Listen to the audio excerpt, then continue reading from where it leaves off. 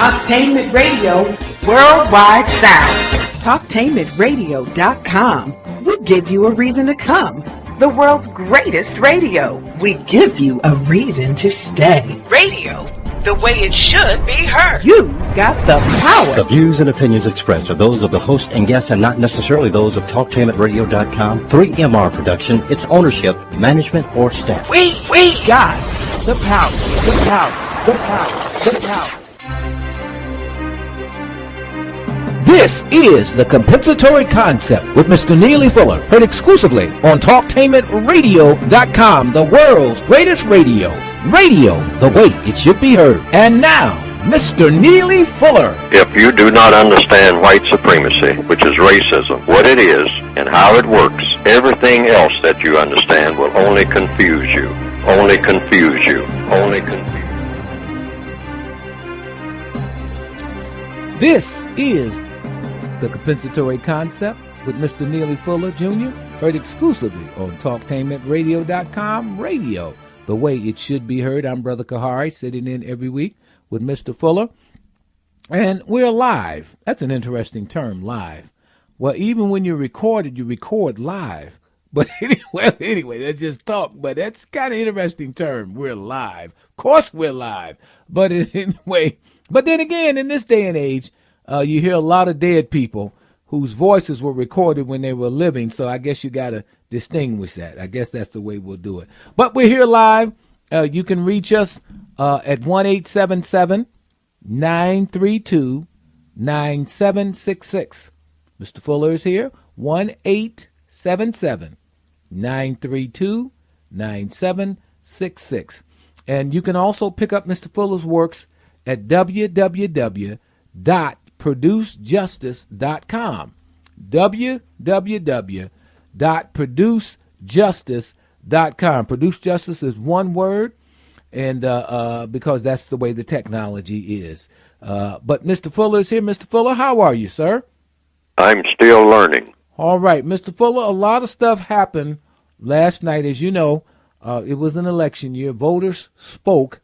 In Columbus, we went up against a tax issue that would have put more taxes on people's plates. They couldn't afford it. They're overburdened. They're just ripping us down with money that we don't have to spend.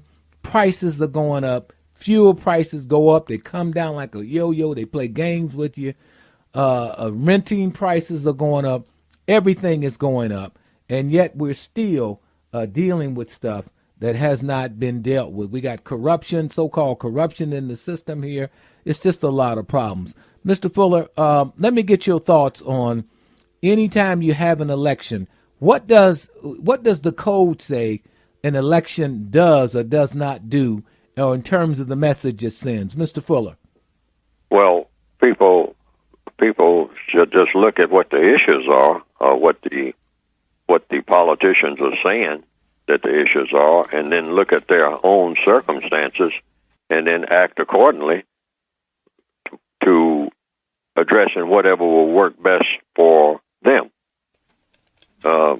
People are saying all kinds of things. People come on television, come on radio, and they're saying, well, the situation is this, the situation is that, the prognosis for the future is this and that and the other. So everyone should just look at his or her own individual circumstances, because that's where the rubber meets the road. Mm-hmm. And that's the United Independent concept that I write about. I mean, we're all individuals. We're supposed to be united with all of the other people, I guess, directly, indirectly on the planet, mm-hmm. but united in order to do what? Mm-hmm. And how and when and for whose interests, and in all of the areas of activity: economics, education, entertainment, labor, law, politics, religion, sex, and war. So each and every individual person, because I address my writings to the individual person, mm-hmm. because you're an individual, first of all. You're a person that's separated from all other people. Even though you're interacting with all other people, you're still an individual person. So you look at your individual circumstances. And I would say from the recent reports about economics that would take in mostly the use of money, time, energy, and but principally how money is being spent. Mm-hmm. And you mentioned something called taxes. Taxes. Mm-hmm. All right, so people should just look at their individual circumstances and say, okay, if my taxes are going up, something's got to give, which means I'm going to have to pay taxes. So now, what is going to give? I mean, I'm going to have to cut somewhere. So what do you cut? First of all, you have two big holidays coming up, so-called. Mm-hmm. Thanksgiving is a big travel holiday. Mm-hmm. You might have to stay where you are. That's right off the top. Mm-hmm. Particularly the people who need help the most, which would be mostly what we might call black people in the Northwestern Hemisphere and probably in other places. So you just say, make some phone calls and tell people, we won't be able to come this year. Maybe next year or the year after. But we wish you well and all like that, and we'll call you on that day, and we'll talk back and forth and try to make the conversations constructive, try to solve some problems by phone and whatnot, because we're not spending any money on airline tickets because it's not going to be feasible this year. Mm-hmm. The politicians have told us this, either directly or indirectly. Now, they don't tell you that directly, but that's basically, if they say they're going to keep going up on your taxes and fuel costs and all like that, everything's going to cost more. Well, that means you're going to have to cut somewhere. That's right. Now, right behind that is going to be the Christmas holidays. Take all those credit cards and put them right in the dresser drawer. That's it. Now, whatever cash you have left, I mean, you can spend that you'll put aside for it. When it all runs out, if Cousin Hattie, can't get anything but a bag of cookies, then that's it. I mean, because that's all the budget will allow. Budget everything, right down to the penny.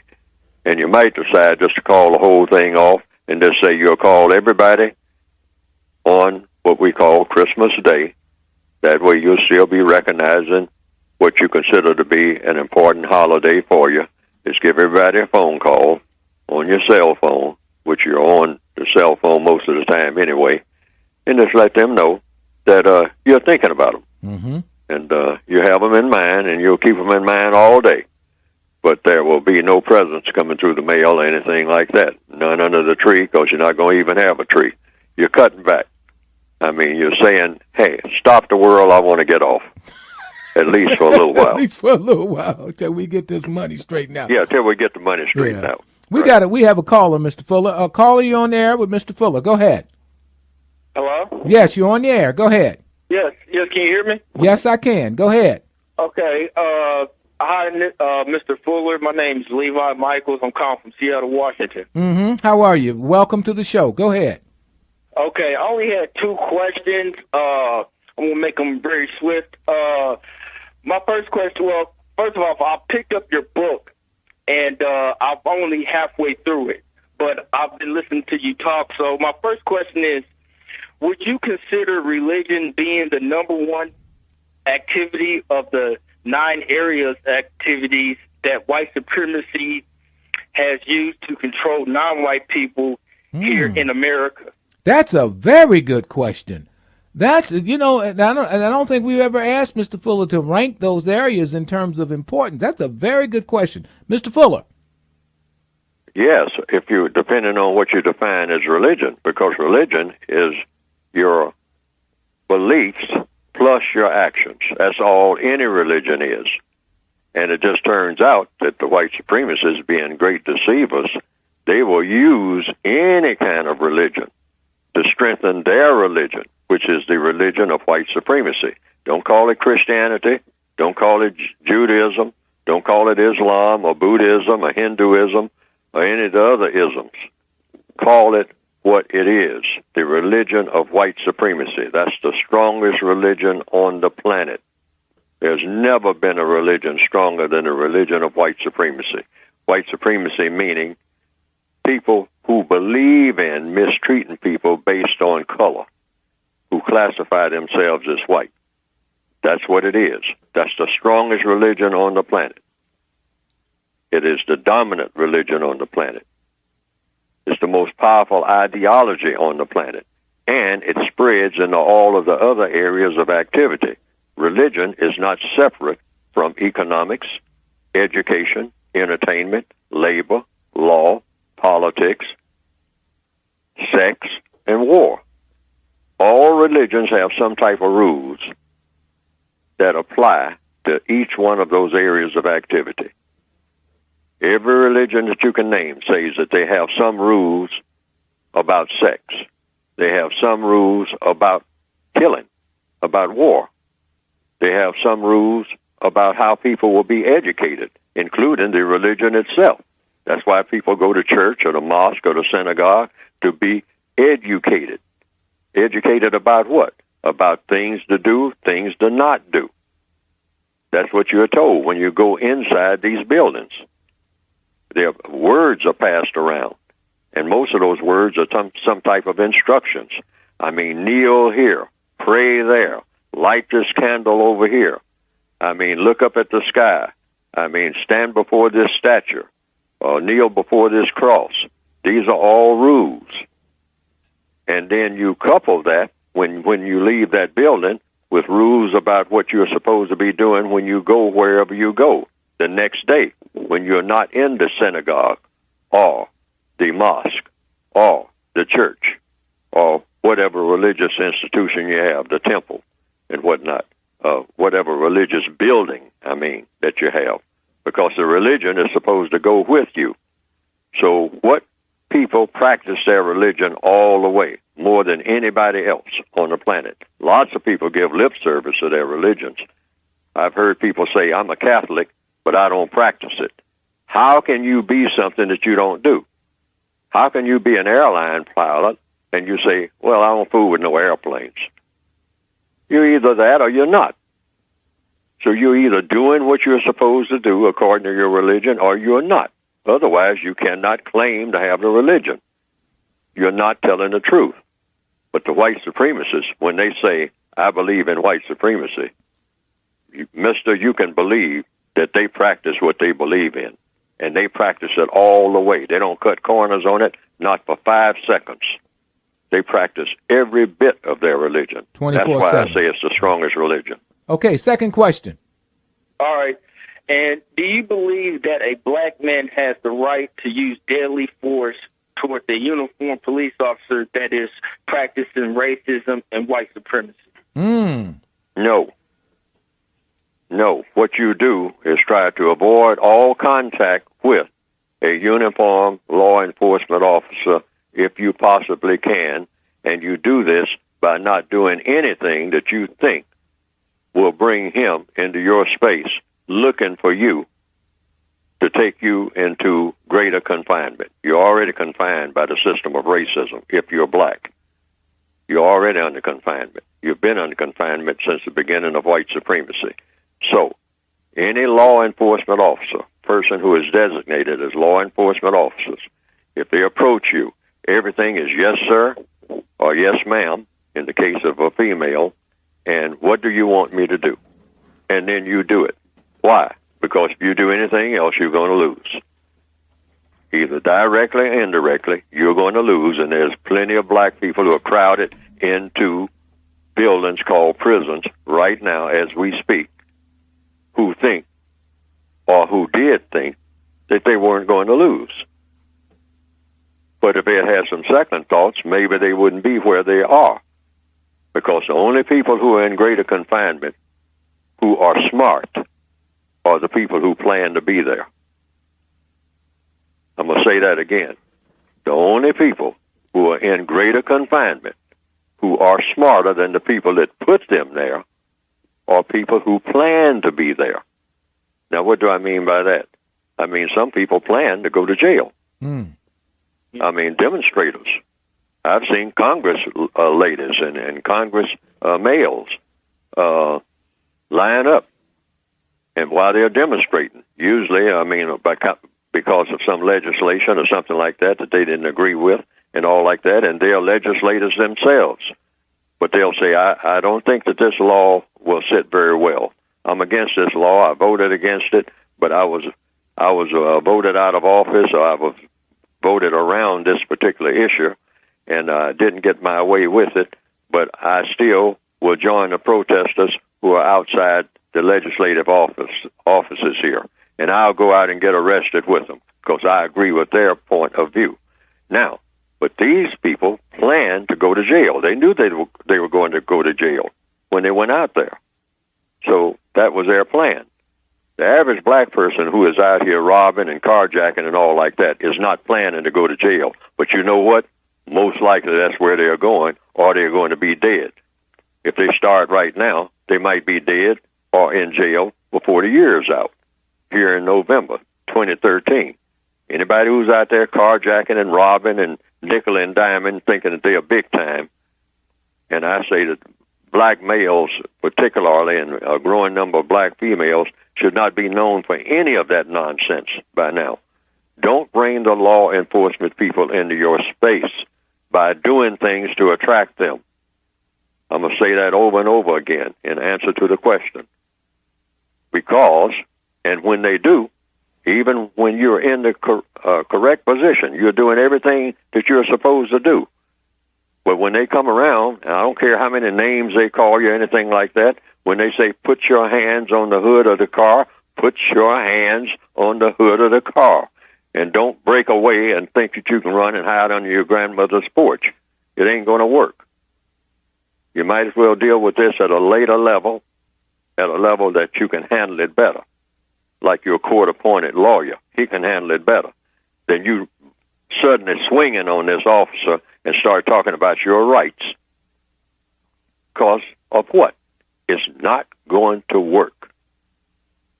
99 chances out of 10 is not going to work in your behalf. Yeah. Why do something that you know from experience and from observation is not going to work? It's going to be fatal.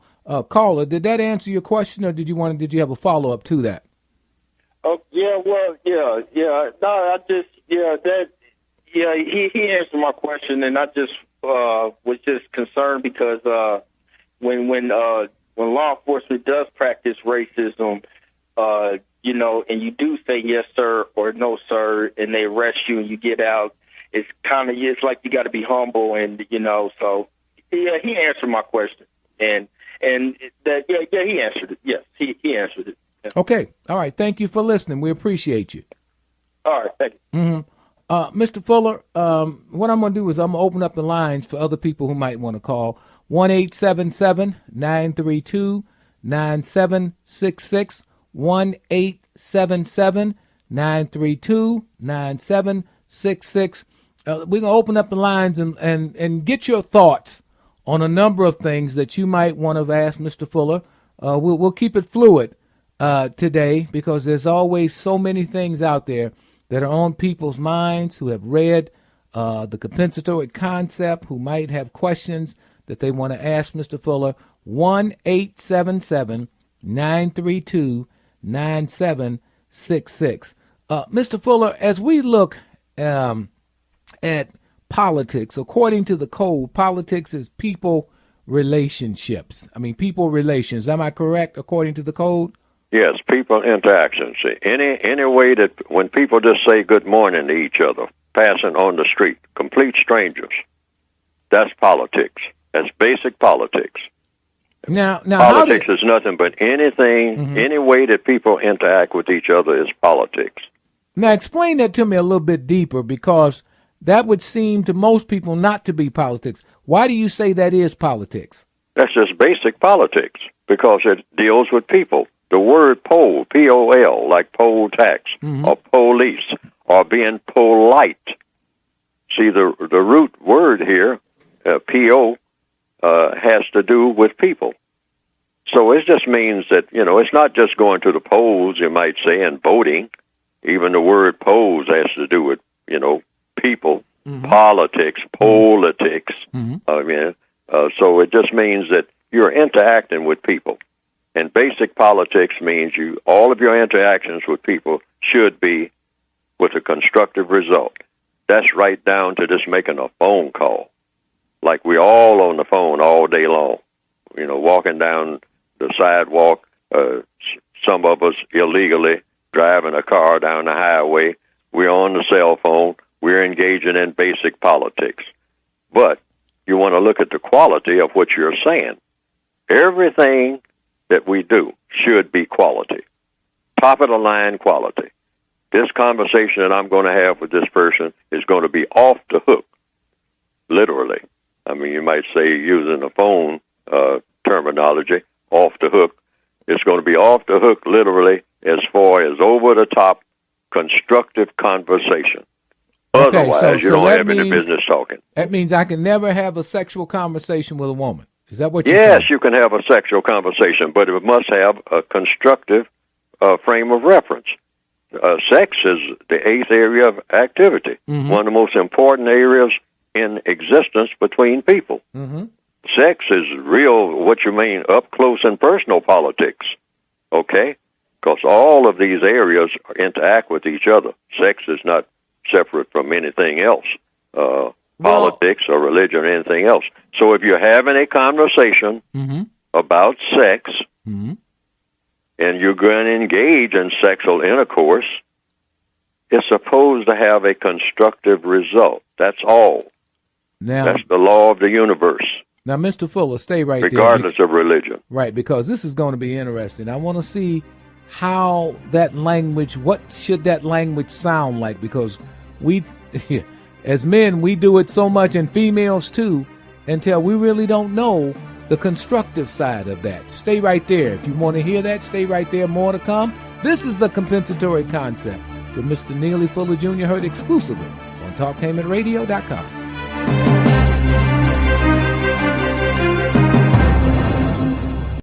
Richard Holt, research chemist, University of Rio Grande in southeastern Ohio. With your skin, you can see your condition. Richard's Remedy is a multi-purpose cream that works on a variety of skin conditions. I sell it in a 1-ounce container through the internet for $12.95 at richardsremedy.com. All major credit cards accepted. Call 937-607-4259 or go to email info@talktainmentradio.com for a free sample of Richard's Remedy. Every baby can have the freedom to move their way in Pampers Cruisers. They adapt at the waist, legs, and bottom with up to 12 hours of protection for our driest, best-fitting diaper. Pampers. T-Mobile presents The Simple Choice.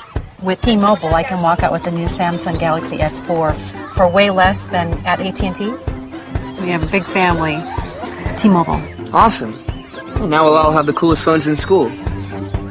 It almost makes up for the social stigma of living in a shoe. You live in a shoe. Choose to spend less upfront at activation for your new Samsung Galaxy S4 at T-Mobile. The United Independent Compensatory Code System concept by Neely Fuller is considered as one of the substantial and basic books for understanding and effectively countering racism. Neely Fuller will turn upside down everything you've heard and everything you think you know about racism and how it works. Call area code 202-484-5461. 202-484-5461. Years ago, identical twins were separated at birth. Chris Paul was destined for life of basketball. Cliff Paul was destined to become a State Farm agent. They shared one invaluable trait. They were both born to assist. Find an agent born to get you to a better state.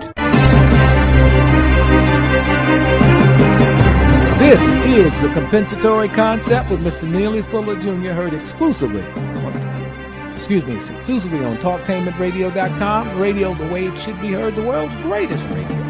I'm Brother Kahari, and I sit in every week with Brother Fuller, and we talk about issues related to race based on his two definitive works, classic works, that you can get at www.producejustice.com. That's producejustice.com. And these are classic works, and I'm going to give Mr. Fuller an opportunity to expound on those before we end the show, of course. And that way, I really want you to go there and pick up those two works, because those two works are very, very powerful, and they have great meaning. Mr. Fuller, we talked about the power of sex, and we talked about having a constructive conversation sexually. Mr. Fuller, I know I'm imposing, but I need to go, we need to go inside of that conversation. If I were not spying, but if I were listening to, as a third party listening to this conversation over the phone, what would it sound like if it were constructive, Mr. Fuller? Well, people can use any kind of terminology they want. I would say that. I mean, whatever is effective in getting your point of view across. Thing about it, just tell the truth about everybody wants something. When anybody picks up a phone or anybody contacts anyone, if you walk down the street and knock on the door down in the house down the street, you're there for a reason. Just state the reason you're there and be honest about it. If you came to pick up a package, say that's what you came to pick up. If you came over there to be nosy about something, and get in somebody else's business, so let them know that too. Just whatever reason you're there for. It's the same when you pick up the phone. It's the same when a male picks up, dials his cell phone, and he's dialing a female, and he's interested in sex. Just as swiftly as he possibly can get to it, because that's what he's calling for, make it clear why he's calling. In fact, the female should ask him, why are you calling me? What is this conversation going to be about? And for what ultimate purpose? See, everybody wants something. People want something all day long. And if they're contacting someone else, they have a reason for contacting that someone else, regardless of what the reason is. Sex, going fishing, going to the movies, coming to pick up a package. It's a reason. Like to borrow some money, whatnot. We should go right straight to the point of what we are intending to do and why we're intending to do it. Now, there's 4 basic questions that people should ask all the time. Okay. What do I want to do? Why do I want to do what I want to do? How do I plan to do what I want to do? And then last but not least, what do I expect the constructive result to be? Case in point, like I've sometimes given on this program, fellow standing somewhere, bus stop or something like that. And sometimes some of them, among black people, using ghetto terminology or something, will say something like, hey, baby, you want to talk to me? Well, her response, a codified response, that's a question. There are answers to every question. Talk to you about what? In order to accomplish what? Very simple. You don't have to get angry or anything like that. Right. Hey, baby, do you want to talk to me? Well, I don't know, talk to you about what? In order to accomplish what? And what's going to be the constructive result of talking to you? Standing there with that liquor bottle in your hand, almost falling on your face. Now, if I talk to you, and after we talk, and then the talk leads somewhere, no telling what that will mean, is it going to have ultimately a constructive result? And I say that primarily for both males and females. If you're interacting in any kind of way, the bottom line is, what's going to be the constructive result?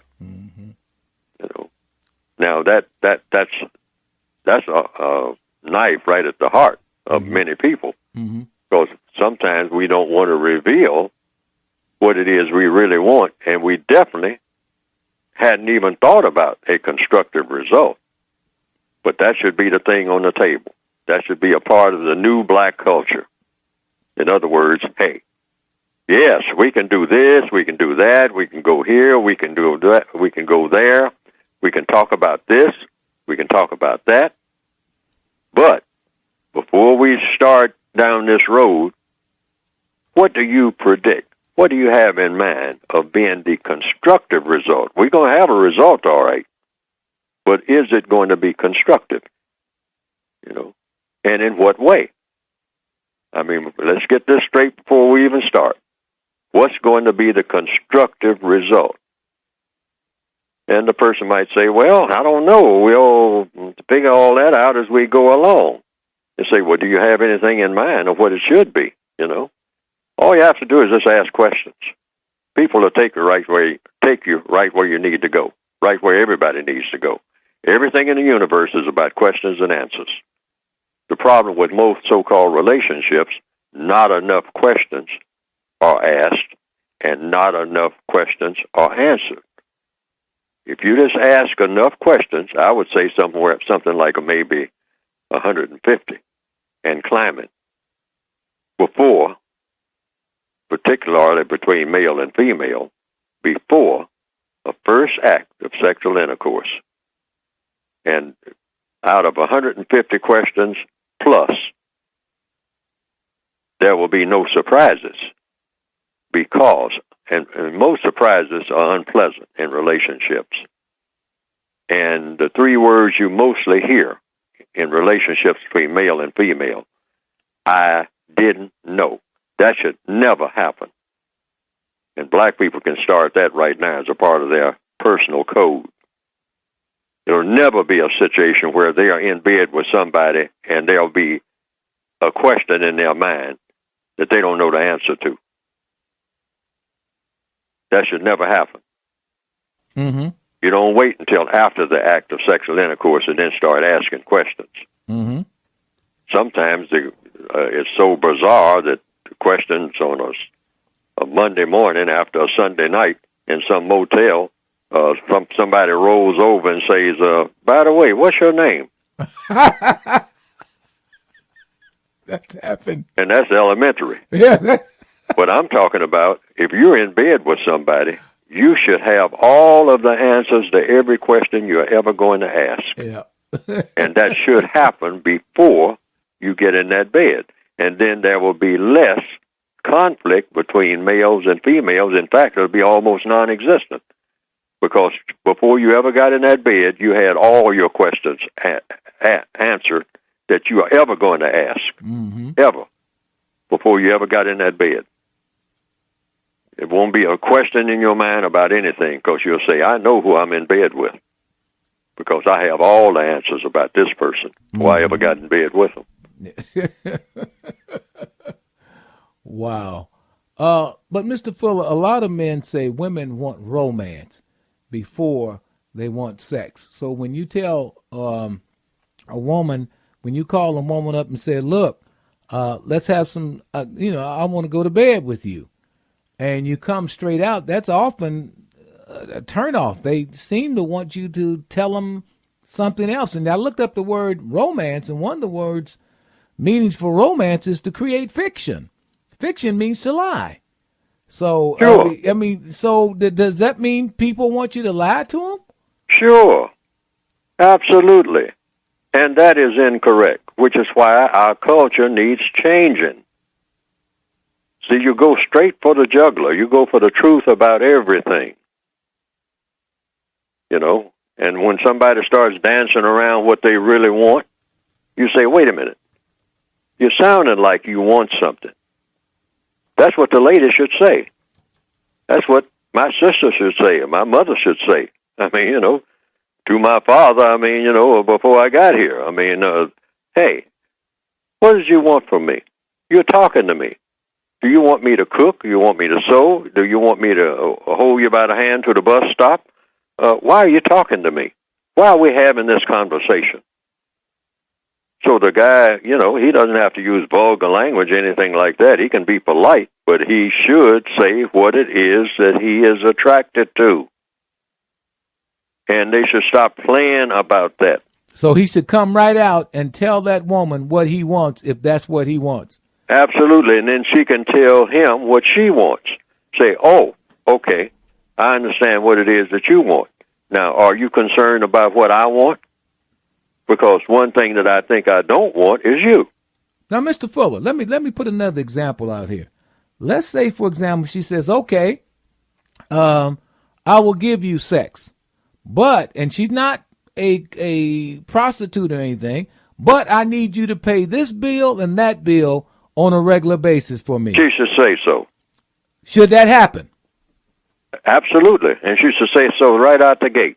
Wait a minute, now, Mr. Fuller. Wait a minute. I'm trying to be yes, clear. So you saying it's all right for her to say to him, I'll give you sex in return for you paying these bills for me on a regular or monthly basis so long as we have sex. Is that what you're saying? Well, if that's what she has in mind, I mean, she should say, I do have bills. I mean, the last boyfriend that I had, or the fella that I had, he left me with a whole lot of bills. Now, are you going to help, are you going to leave me with some more bills too? Because there's one thing I will not tolerate. She can tell him this as an illustration. I will not have a person, a male, in my bed and an eviction notice on my dresser.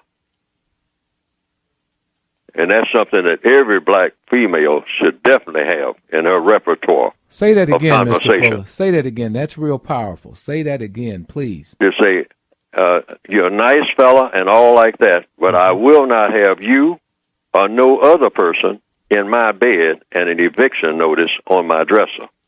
Now, that's not going to happen. What does that mean?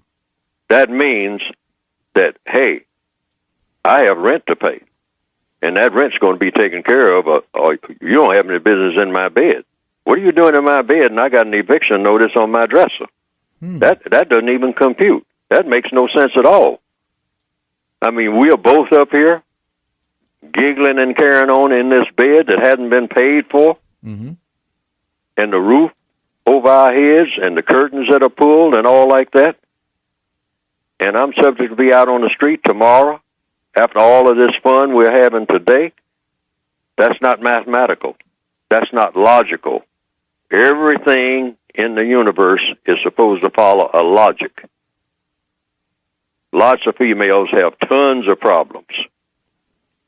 So this black male out here who has helped make a bunch of them got to be in a problem-solving approach. It's too easy for us to make these little short-term contracts with each other, and then everybody's at each other's throats the next day. The next day. I mean, now all the troubles come to the surface. All that stuff is supposed to be taken care of before you ever get in that bed. Now, the effect of this is everything is going to slow down to a crawl. It's a lot of lonely ladies out there who are desperate, truth be told. But you're just going to have to keep being lonely and desperate until we all can get on the same page and minimize these conflicts.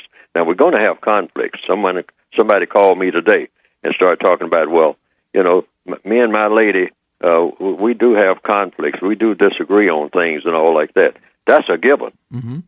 You're never going to get it like it ought to be because, for one thing, in the system of white supremacy, black, male, female relationships are never going to be what they should be. That's got to be understood. You're going to have disagreements, but it shouldn't be any hurt connected with it. I mean, like physical violence and all like that. And it shouldn't be any financial hurt. All that's got to be straightened out before you ever get in bed in the first place. Okay, Mr. Fuller, I'm trying to go to the most sensitive side of this so I can be clear about what you're saying. Are you saying that if both parties agree, it's okay to trade sex for favors or money, and that's not a form of prostitution? No, it's a form of logic because you're in a bed that hadn't been paid for. Now, who's going to pay for the bed? I mean, everybody's having fun, and she's saying, I got this bed for us to be in, and I'm trying to keep up with the payments, and they're talking about coming and getting the bed. Now, we're going to be on the floor tomorrow, so is there any way that you can help me out? But see, all of this has to be understood before they get in bed in the first place. What's that saying that females use a lot? I can do bad by myself. Yeah, I can do bad all by myself. Yeah, and see, black males have failed black females. That's why no black male ever, except in direct self-defense, like a knife coming at him or something like that, ever strike a black female and never call her a name that she doesn't want to be called. Mm-hmm. Why? Because we haven't earned that. We were failures on the boat. We were chained to the female that we said we were going to protect. Mm-hmm. We were so busy strutting around bragging about being the king of the tribe and all this other foolishness, which even today prevails. I'm the man of the house. You're not nothing of the kind. You're nowhere close to being a man. The black female has been forced to get in bed with boys. Every last one of us. We're not qualified to tell any black female what to do, ever. But why? Where's the logic there? The logic is we didn't tell the white supremacists what to do. They tell us what to do right today. Every day. Go here, go there. Do this, do that. Lift that bale. Tote that barge. Get a little drunk and land in jail or whatever. Yeah. Right. Same old story. Yet when we get away from the white supremacist, racist man and racist woman, we got all this woof, woof, woof to a black female. Woman, I'm the man of the house. We've never been men ever since we were captured. We are prisoners of war and have the authority of prisoners of war. We got to cement that in our brains because that's the truth. We don't like it, but it's the truth. It's the truth. Okay, Mr. Fuller, stay right there. More to come. This is the compensatory concept, heard exclusively on TalkTainmentRadio.com.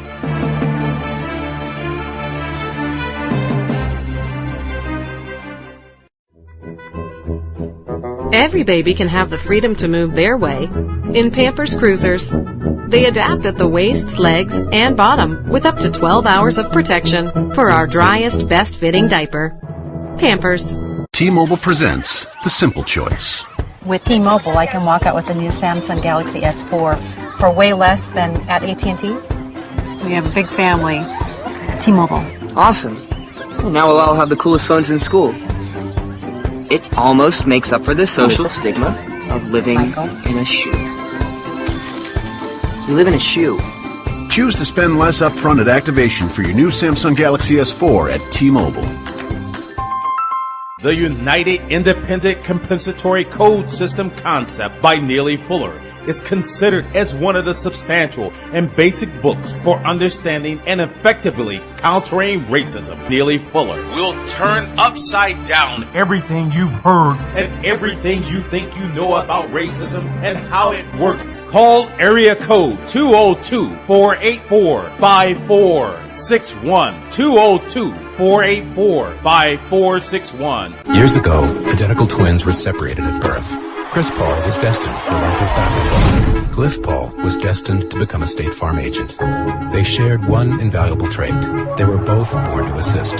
Find an agent born to get you to a better state. TalkTainmentRadio.com. Food for thought.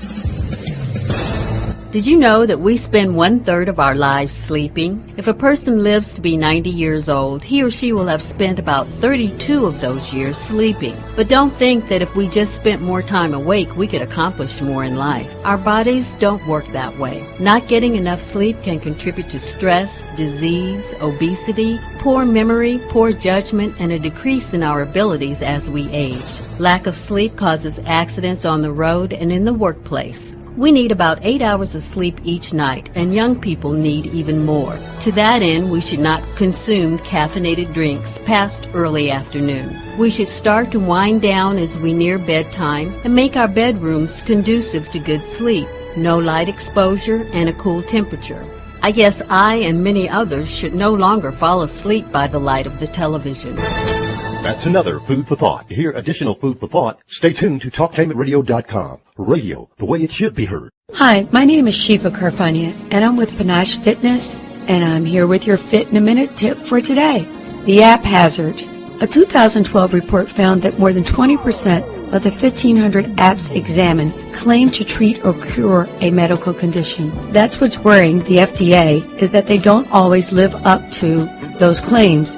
Few of the health apps available today are research-based, Yet consumers are turning to this co-pay-free advice in droves. Last year, an estimated 247 million people downloaded at least one mobile health app, and another recent study found that smartphone owners have turned to their devices with medical questions.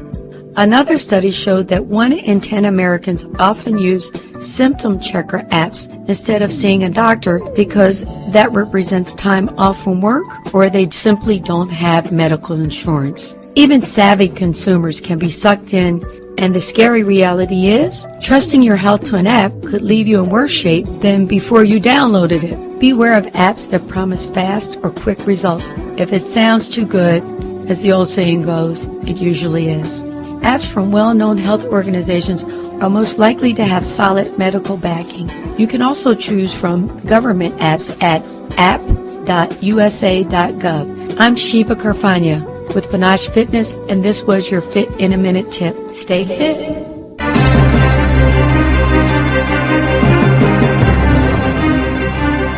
This is the Compensatory Concept with Mr. Neely Fuller Jr., heard exclusively on TalkTainmentRadio.com. Radio, the way it should be heard, the world's greatest radio. Let's bring in Mr. Fuller. Mr. Fuller, now it's time for you to go into your mailbag of thoughts, and let's see what came to you this week that you want to put out on the table. Mr. Fuller. Well, I've already covered some of it because some of the questions you asked are some of the people who had already talked about it. But I also keep in mind, what are we supposed to be doing on the planet? I mean, this word, it. What is the great it? There's a movie called Dancer, Texas, Population 81, where a young fellow who wanted to leave a small town was sitting around talking to some of the older people in the town who were trying to keep him there, really, which older people in small towns have a tendency to do. They don't want the young people to leave because the young people are the future of the town. That's the concept. So they usually try to talk them out of it. Stay here, I mean, and make the town grow. I mean, why run off? And so this young fellow was talking to some of the older people out in front of the general store, and he says, well, I want to leave here in Dancer, Texas, population 81, and I want to go out in California because I'm looking for, a different way of life. I've lived here in this population town, this boring town, all my life. I want to get away. And they say, yeah, well, what are you looking for? They say, well, I don't know. I guess I'll know it when I find it. See, and the key word here is it. I think everybody is looking for that it, either directly or indirectly. Sometimes every day we're looking for it. What is this it that we're supposed to be looking for? So the person went on in the conversation, the young fellow, said, I guess I'll know it when I find it. And so one of the older fellows leaned forward, had a beer in his hand, and he said, I'll tell you what, Keller, I've been looking for it myself. So when you get out there in California, when you find it, will you give us all a holler and let us know what the hell it is? Now, I think that's something that everybody should think about, particularly black people, because black people are kind of walking around like zombies. Mm-hmm. So we're going to have to make up our minds. What is it?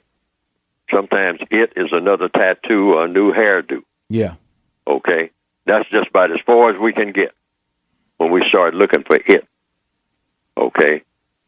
I mean, we sit there and, well, the lady will say, I got to go to the beauty parlor and get me a new hairdo. Why? Because that's it. That's the it that I'm working for. When I go on the job every day, I'm thinking about as soon as I can get off this job, this boring job, this hectic job, these people telling me to do this and do that, I'm going to relax at the beauty salon and get my hair did. Okay? Mm-hmm. Okay, so you got your hair did, and that's it for the time being. Mm. But now, what is the big it in your entire existence? Just like the fellow in the movie. I've seen that, but I've looked at that movie. It's a little obscure movie. I mean, very insignificant movie. But the movie itself, the gist of the movie is that is built around that word it, I-T. What is it? Mm-hmm. What do we really call it? That one thing that's the center that we are really looking for, that it. And so black people should be thinking seriously about it.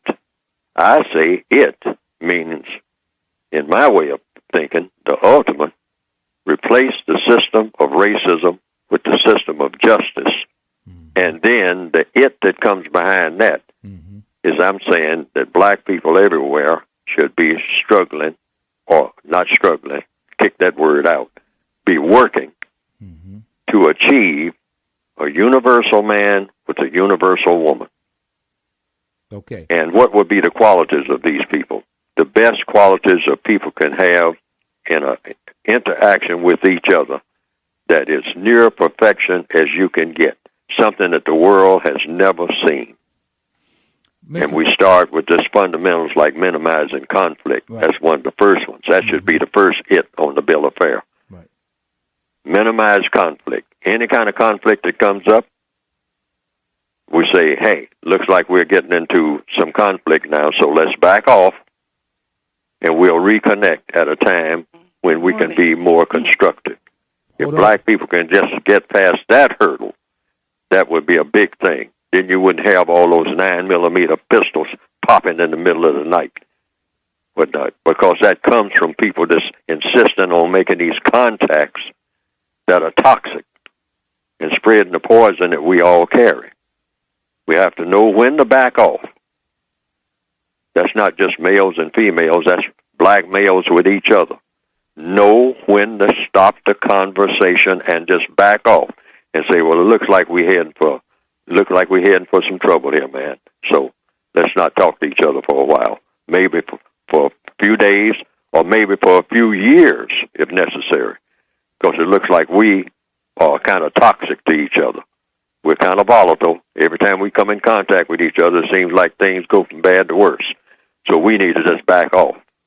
If we have to do it for a couple of years, just back off. Stop being in contact with each other, because there's a law of the universe that says no contact, no conflict. You cannot have conflict with somebody that you're not in contact with. And I often tell people, you ever recognize how easy it is to get along with somebody you haven't seen in 15 years? And you run across them one day on the street?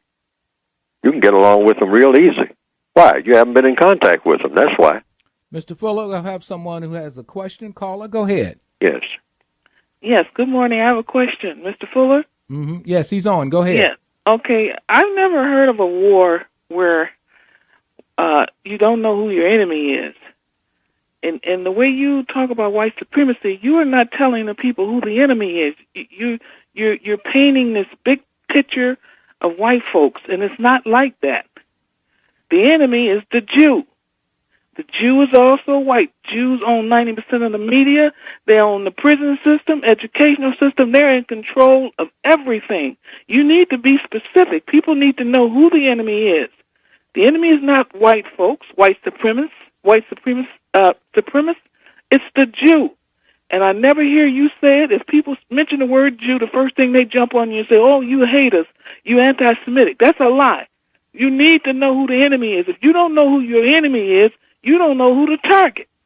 The enemy is the Jew, and people need to quit skirting around scared to mention a Jew's name. Well, let's give Mr. Fuller a chance to respond. Mr. Fuller. The title of my book is a textbook workbook for thought, speech, and/or action for victims of racism, and racism is white supremacy, and white supremacy is racism. I don't single out any religion other than the religion of white supremacy. Jewish is a race. Let me finish. Wait a minute, caller. Hold on, because he allowed you to ask the question. The lady has made her statement, and people who are listening to the statement can think about the statement that she made. I have already taken my position, and the lady says she disagrees with the position. Now, it's a matter of everybody who's listening to figure out or to find out on their own whether what she said is true or whether what I said is true, because it's two different things altogether. We don't agree on this, and this is okay. But you heard what she said, and you're hearing what I'm saying. I'm saying the white supremacists are the enemy. That's what my book is about. I stick with that. I have considered all of the other options already, and I've already made up my mind, and I see no reason to change it at this point. But the latest remarks can be considered. She can say what she says, and I want her to keep saying that if she really believes that. You know, people should say what they believe. They shouldn't keep it hidden and whatnot, and she should go with that. I say that the religion of white supremacy is the enemy in the form of racism called white supremacy. White supremacy is racism. I've written a book on it. I've been saying it for about 40 years. I see no reason to change it. I've heard other arguments about who the enemy is. Well, I disagree with you on that. I think you need to be specific. Just take one area, for instance, entertainment. We know Hollywood, the Jews run it. They've always ran it. They're the ones who've got our kids naked, on drugs, in satanic, worshiping, and all of that that's trying to get into that industry. So I need you to be specific and quit talking about white folks. As a matter of fact, 60 million Russians, Christian Russians, were killed by Bolshevik Jews. So you need, the Jew is the problem.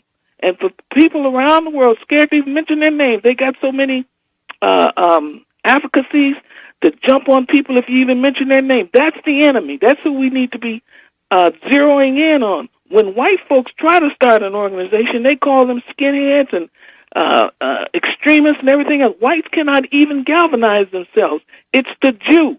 And we need to talk about the Jew. Okay? Mr. Fuller? I don't need to talk about anything except what I am doing. Now, everybody else can talk about what they want to talk about. Ma'am, I'm saying. I didn't say you... Wait a minute, ma'am. Wait a minute. You're telling me what to say. Yeah, let's don't get into disrespect. Yes, ma'am. You're telling me what to say. Yes. I'm saying what I'm saying.